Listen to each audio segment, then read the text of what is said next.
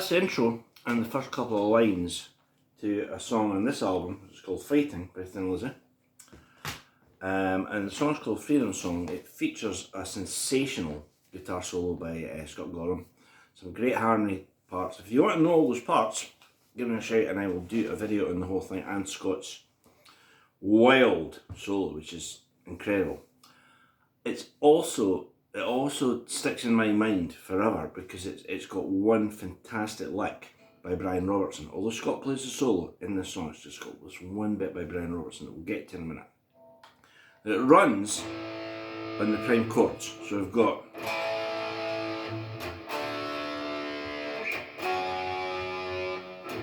which you can see is an A major, 5 chord, a D5, an F sharp minor, which I would also play as a 5, an E5.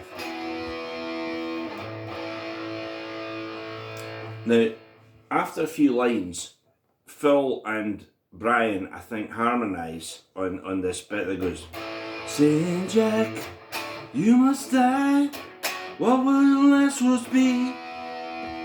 And Brian sings the high part now. "Saying Jack, you must die, what will your last words be?" Right? And Jackie flung his head back and said, "Long live liberty," which is a very important sentiment in these days, believe me. But at this point, Jackie flung his head back, said, "Long live liberty," and Brian plays. Right, so he plays this. If you know anything about Lizzy, you'll know that Brian Robertson is, to a lot of people, the greatest exponent of the wah pedal ever. He didn't always,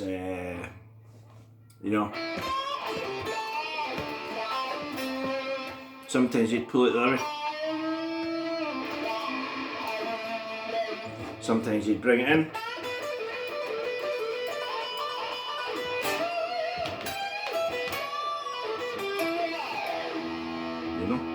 But he's always great in it. So go and check out those albums if you want some wah. There's a brilliant explosion of wah on Ballad of the Hard Man. But in this one, Freedom Song, Brian's actually playing, which mirrors the Long Live Liberty, but he plays it with the wah, so it goes. Right? And if you want, you can move the wah up and down to sync with the, or you can just go.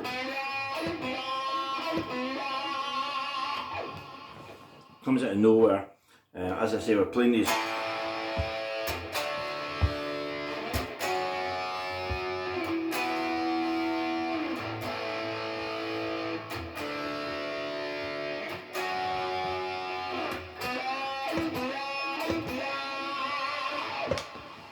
It's an absolutely fantastic lick, and what happens is we're in A, so we're playing an A major lick, so we're bending the B, adding the E, same again, and then giving it a shake when we add the wah.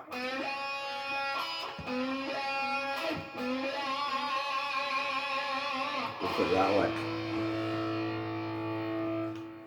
So that's the first part of one lick, 2 great guitar players, 2 albums, and how different the same lick sounds in them. As I say, this is, by the way, this is a repackaged 2 discs, and you get the demos and stuff as well, but you get an absolute crystal clear sound for the album. Nightlife, I'm sure you know, is produced by Ron Nevison. It's thought by some to be a bit clean sounding. I don't hold with that. I love the sound of Nightlife, and Brian's solos on Nightlife.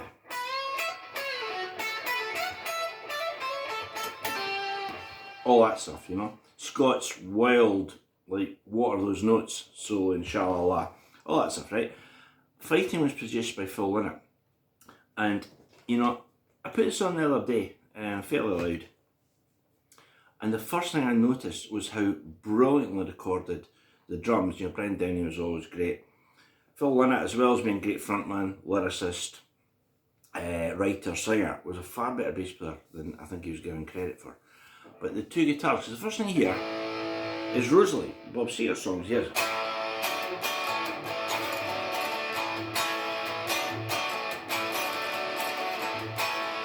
Right? And what struck me straight away was how well Phil has recorded.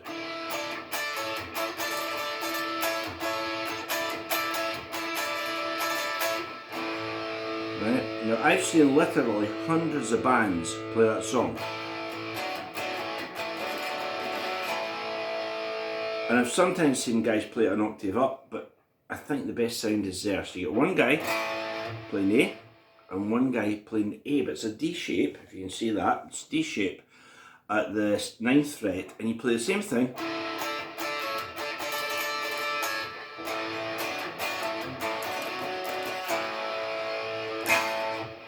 And if we're on the subject of Rosalie, just while we're here, one bit that's sometimes not noticed is when Liz's version of that breaks down, there's a section that goes.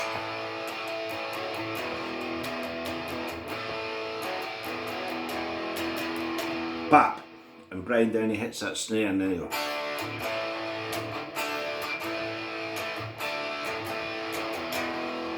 And Brian's about to play.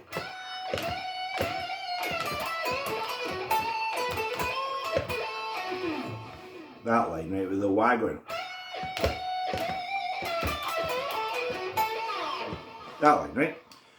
But the introduction to it,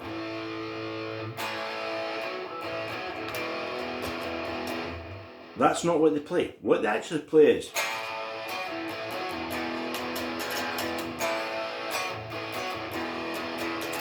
bap, right? So the line that you'd imagine, and you see guys do this all the time, which is alright, it sounds fine, but what's actually on the record is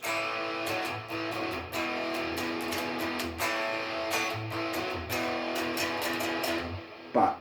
So as well as getting, you've got, and then we're straight into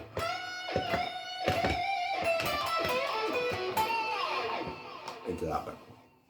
Okay, that's part one, as I say, of one lick, two albums, two great guitarists. I'm really struggling to do the numbers here.